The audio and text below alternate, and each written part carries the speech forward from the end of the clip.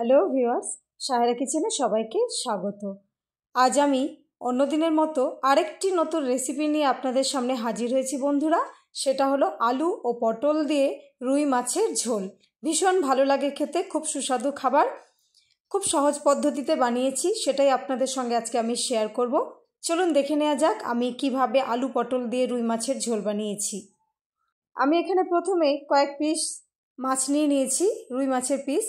প্রথমে দিয়ে দিলাম 1 টেবিল স্পুন লবণ আর 1 টেবিল স্পুন হলুদ গুঁড়ো। ভালো করে প্রত্যেকটা মাছে আমি মিশিয়ে নেব। ভালো করে মিশিয়ে নিতে হবে লবণ আর হলুদটাকে।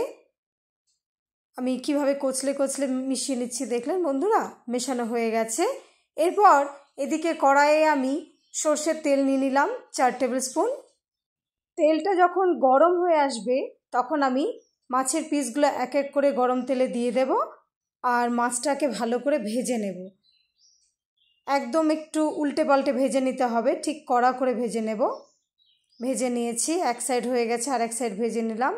আর যে 2 পিস ছিল সেটাও এর মধ্যে আমি দিয়ে ভেজে আমি তুলে এক সাইডে রেখে দেব। হয়ে গেছে সবগুলো মাছ ভাজা, আমি তুলে এক সাইডে রেখে দেব বন্ধুরা। এরপর সেই তেলেই আমি আলু আর পটলটা ভেজে নেব।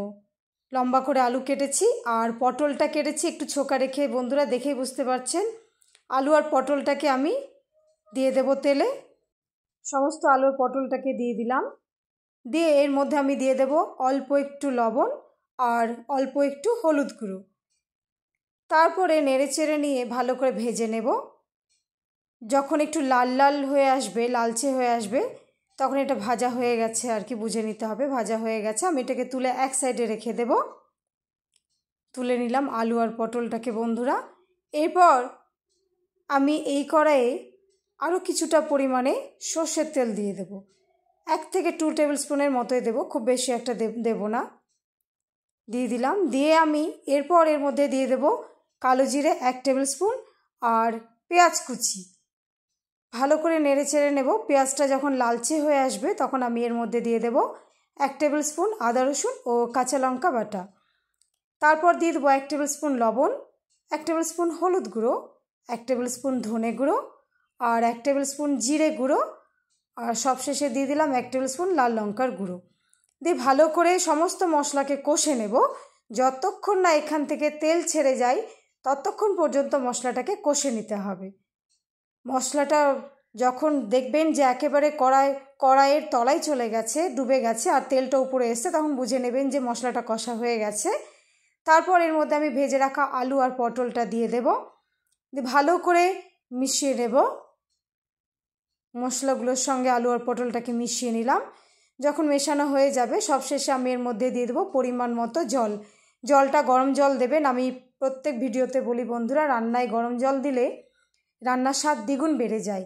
তারপর এটাকে আমি ঢাকনা দিয়ে 10 মিনিট হতে দেব। 10 মিনিট পরে ঢাকনাটা তুলে দেখে নেব আলু পটল সেদ্ধ হয়ে গেছে প্রায়।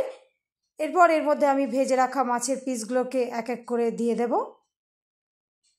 সমস্ত পিস যখন দেওয়া হয়ে যাবে তখন আমি এটাকে আবার ঢাকনা দিয়ে ঢেকে 5 মিনিট হতে দেব। 5 মিনিট পরে ঢাকনাটা তুলে দেখে নেব আমাদের হয়ে গেছে প্রায়। রান্না হয়ে গেল বন্ধুরা আলু ও পটল দিয়ে রুই মাছের ঝোল। খুব ভালো লাগে খেতে। বানাবেন তো কমেন্টে আমাকে অবশ্যই জানাবেন। ভিডিওটি ভালো লাগলে অবশ্যই লাইক, কমেন্ট ও শেয়ার করবেন। সকলে খুব ভালো থাকবেন ও সুস্থ থাকবেন। ভিডিওটি দেখার জন্য অসংখ্য ধন্যবাদ। সবসময় এভাবে আমার পাশে থাকবেন। আজকের মতো এখানে বিদায় নিলাম। ধন্যবাদ।